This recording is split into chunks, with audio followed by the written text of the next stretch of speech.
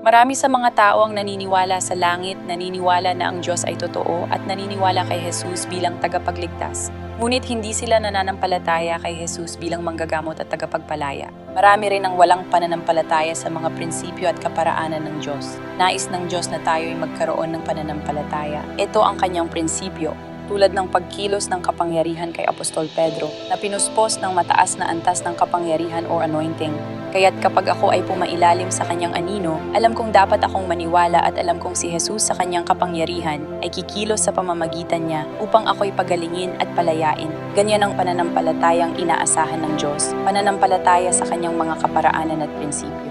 Hindi ito mapagmataas na nagsasabing, alam kong kayang gawin ng Diyos ang lahat, pero gusto kong pagalingin niya ako kung paano ko gusto, na hindi ako lalabas ng aking silid. Ngunit itinuturo ng Diyos na sundin natin ang kanyang paraan. Sinasabi sa Efeso 4:11 ang tungkol sa 5 katuwang na ministeryo na kanyang ibinigay upang ihanda ang katawan ni Kristo.